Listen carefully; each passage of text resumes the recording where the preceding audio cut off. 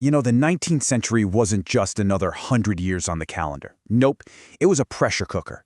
It was this time of explosive, completely contradictory forces, all pulling society in opposite directions, and in doing so, forging the very foundations of the world we live in right now. I mean, think about it. On one side, it was absolutely an age of emperors and grand armies, a time when the fate of entire nations was decided on muddy battlefields, dictated by the will of these singular, incredibly powerful men. And yet, at the exact same time, it was the age of the people. Revolutions were just erupting on city streets, where ordinary citizens, people like you and me, were fighting on barricades for this radical new idea, that they, not emperors, should be the ones to hold the power.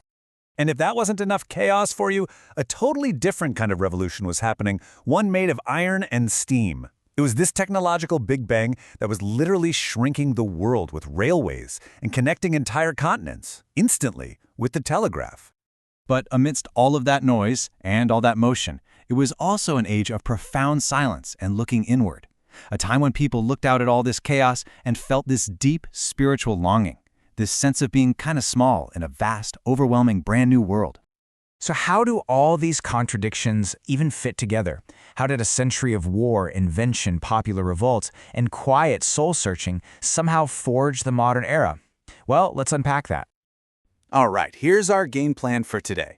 We're going to start with the political and industrial revolutions that just shook the foundations of society.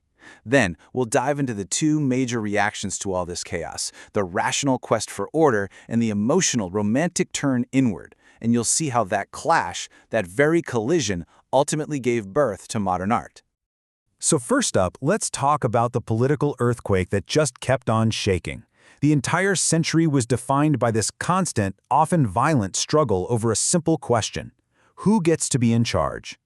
And let me be clear, this was not some slow, peaceful evolution. It was a series of violent shocks to the whole system. The century kicks off with the French Revolution, which was an earthquake whose aftershocks toppled Napoleon, sparked a continent-wide wave of rebellion in 1848, and eventually redrew the entire map of Europe, creating new nations like the German Empire. So, what was driving all of this? Ideas. Incredibly powerful new ideas. In assemblies like this one in 1848 Germany, they weren't just debating laws, they were debating the very definition of a nation, the rights of citizens, and this incredible dream of democracy. The old world of absolute monarchs was just crumbling, and a new one was being forged in the heat of revolution. But you know, that political revolution, that was only half the story. Another transformation was happening, one that didn't have any armies, but had just as much power to completely reshape the world: the Industrial Revolution. This was a relentless, unstoppable chain reaction. It all starts with the raw power of the steam engine. Then you put that power on wheels, and suddenly you've got the railway and this new obsession with speed. But to manage all that speed, you need faster communication. So you get the telegraph and the telephone. And this cascade of invention ultimately changed not just how we lived, but how we saw the world itself, by capturing reality through photography and, eventually, moving pictures. And this whole process had huge social consequences. New steam-powered plows and machines pushed millions of people off the farmland. So where did they go? They flooded into the new industrial cities, creating this massive, crowded, urban working class, what became known as the proletariat, a powerful new social force the world had never, ever seen before. Okay, so you've got political chaos, and you've got technological chaos. How in the world do you even begin to make sense of it all? Well, one powerful response was to just double down on reason, to measure, to classify, and to try and impose some kind of scientific order on a world that felt like it was spinning out of control. Take color, for example. What you're looking at isn't just a pretty rainbow. It's a scientific color wheel from 1861, and it's the perfect example of this desire to take something as personal and subjective as color and break it down into a rational, predictable system that anybody could understand. And this impulse went everywhere. The great writer Goethe praised a scientist for doing what seemed impossible: classifying clouds. I mean, just think about that for a second. Taking the most formless, random, fleeting things in nature and giving them names: cirrus, cumulus, stratus. To Goethe, this was a heroic act, grasping what cannot be held. That was the spirit of the age, this belief that everything, even something as poetic as a cloud, could be understood through reason. But when you push so hard in one direction, the world tends to push back. And the reaction to all this cold, rational classifying was an absolute explosion of feeling. It was this deep dive into the human soul and a new reverence for the mysterious, untamable power of nature. This was Romanticism.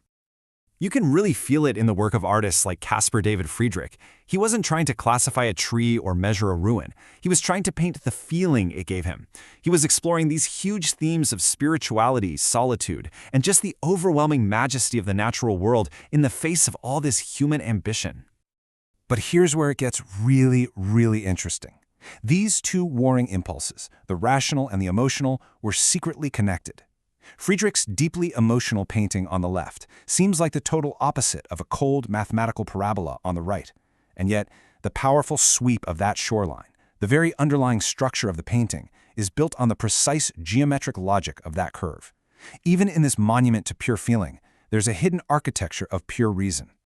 And it's right there, at that intersection, that collision of reason and emotion, of the scientific and the spiritual. That's what ultimately gives birth to something entirely new, modern art. And for my money, there is no one who embodies this synthesis better than Vincent van Gogh. A masterpiece like This Starry Night is really the culmination of this 100-year battle between the head and the heart. Just look at how he did it. He was a student of those scientific color theories we saw earlier. He used the principles of optics to make his canvases vibrate with an intensity that no one had ever seen before. But, and this is the absolute key, he wasn't using science to paint the world as it is. He was using science to show us the world as he felt it. And that fusion of cutting-edge technique and raw, unfiltered emotion is what makes his work so incredibly powerful. He took the rational tools of his century and aimed them right at the human soul.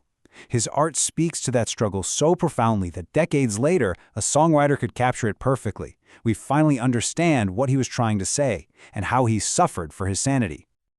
So, let's just pull it all together. The engine of the 19th century was this massive clash between external change and a deep internal search for meaning.